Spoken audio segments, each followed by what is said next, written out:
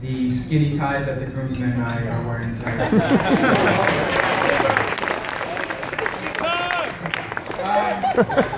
Congratulations to the Trong and the Young family.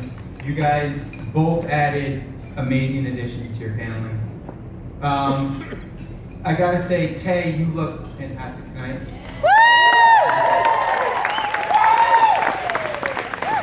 I don't think anybody's surprised at that, though. You know, you look beautiful. But Maddie cleans up very well for this. And anyone that was on our bachelor party trip with him knows exactly what I'm talking about. So the best description I could give you is, if you've ever watched like a crime show or some sort of mob movie where like a water-soaked dead body washes up to shore. That's like kind of what Matt looked like, only he was a little more bloated and a little less color in his skin. So some of the people that are here were at my wedding and know that Matt was my best man. So I was truly honored that he asked me to be speaking on his behalf tonight. But I was a little stunned because I do know Mike is his older brother, and I just assumed, you know, that he's a better man than me by all definitions, that he might be up here. So when I thought about it, I could only assume that Matt just preferred to have someone good looking get this stage.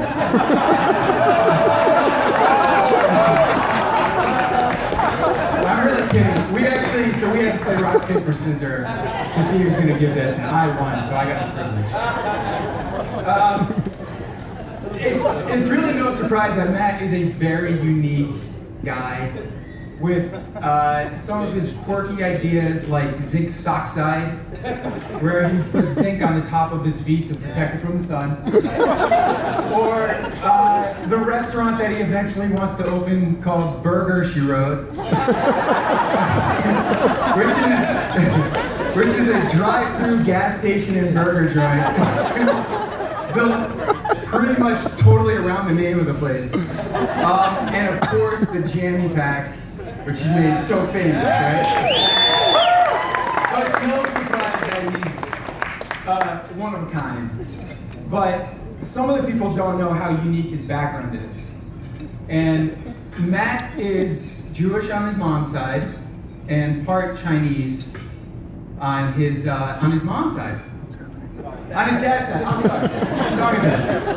So I thought that I needed to figure out how unique this really was.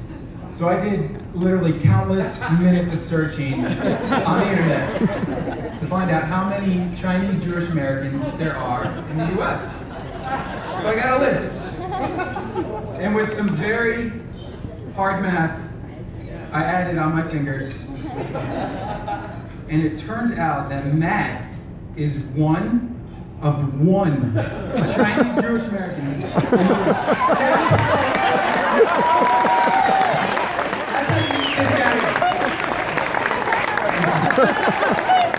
So, one of one. Actually, of course I'm kidding because Mike has the same background.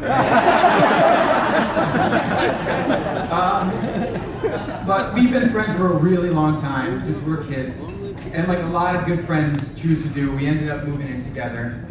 And the situation was I found this apartment on 27th Street in 6th Avenue City. And it was this really large lofted apartment, so it was basically a giant studio. And I thought if I had a couple walls constructed, this could easily be a 2 or 3 bedroom apartment. And the original arrangement was Rory Shaw, another good friend of ours, and I were gonna move in together. Because Matt was already in the middle of another lease, so kind of his future was uncertain as to where he was gonna be next. But that didn't prevent him from volunteering to help me move in. And Matt is probably moved in more people, probably in this room, than anybody I know. And if you're anything like me, when someone asks you to volunteer to help them move in, I'm typically busy that day. But Matt volunteers. He, sets an Outlook reminder, calls you the day before, makes sure that everything's on plan, because he's genuinely a good guy. So the day that we moved in was the balmy summer of 2006. And the particular day that we decided to do this move was somewhere between about 180 and 190 degrees outside. So I'm sure you all remember that particular day. But thankfully, this apartment had a small elevator that my furniture could get in. And the best way to describe this elevator was it was kind of like a metallic coffin, which I think is a very good description of it because most people who got in this elevator thought, I'm probably gonna die. So after a couple trips up and down, we got the majority of my stuff in, with the exception of this giant couch that I had. And we thought, if the last piece of furniture, let's just walk it up. And it was, this apartment was on the 9th floor of a 9th floor building. And we did it. It took us 4 hours and a couple gallons of sweat. But I think after about 2 or 3 floors, I realized it was a lot easier to be at the top of the couch, guiding it up the stairs, as opposed to doing the grunt work at the bottom. So I do remember Matt, doing most of the heavy lifting. But he did see it through to the end, which, is the type of guy that he is. And moving into this apartment, I had the assumption that there might be the occasional rodent problem. Seeing that it was a converted factory into apartments.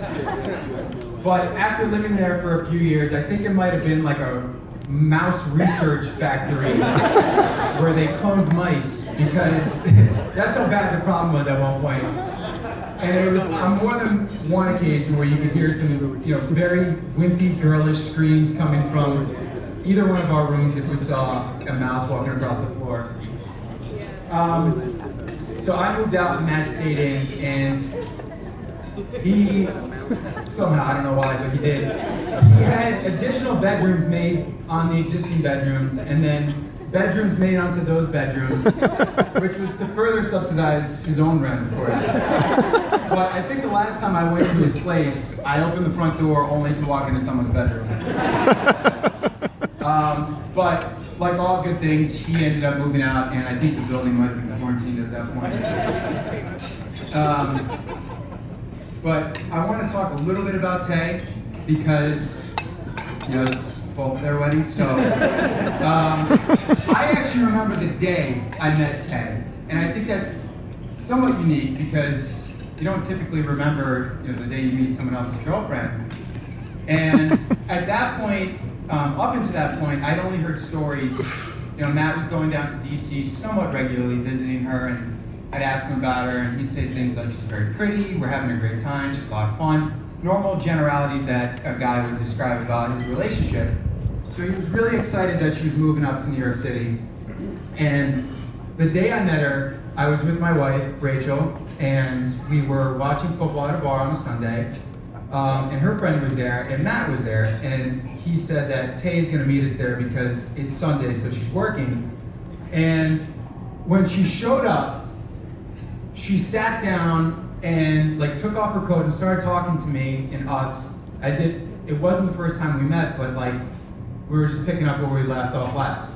And I remember thinking how comfortable she felt, and therefore making all of us feel just as comfortable as she was. And it was just such a unique quality that it sticks out in my head. So, sorry. But it wasn't for a little while longer, maybe a year or two, where I actually realized that Tay was perfect for Matt and right for Matt. And that was at Hans and Christina's wedding, who another good friend of ours, and they had a great wedding down in Miami. And if I remember correctly, their reception was a long reception, which was, nobody was upset because it was such a great time. And after easily 6 or 7 hours of an open bar, nobody was feeling any pain. Everyone was pretty drunk, including Matt. So on the shuttle ride back into Miami from the venue, someone was taking a head count as to where are we going next, what bar are we going out. And of course Matt emphatically chimed in that yes, I'm going out. And I was sitting right next to them, and Tay goes, no, we're going to bed. And Matt goes, I know, I second thought, I think I'm going to sleep. And I was like, wow.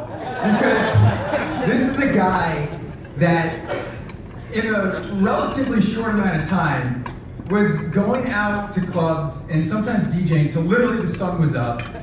And it wasn't atypical for him to be leaving when other people were going to work. And this girl could get him to do the responsible thing when he needed to do the responsible thing. Because if I remember correctly, we all kind of had early flights home. And if our bachelor party is any indication of him making a flight, he needs someone to help him get to the airport. So, you know, I can't say how happy I am for them. And I was thinking that not only does Matt have an interesting background, but Tay has an interesting background. And Tay is originally from Vietnam. And some people may not know this, but she has 2 birthdays. Supposedly. And I was thinking that this combination, this hybrid lineage that they're about to create, if they decide to have children, which I hope they do, these kids are going to be a shoo-in for the spokesmodel for like the Girl Scout cookies or like a box of Kashi cereal or something. And Lord knows if they apply to some college who's looking to fill some diversity quota, that they have no problem getting it. But I think it's easy to say that individually these 2 are fantastic people.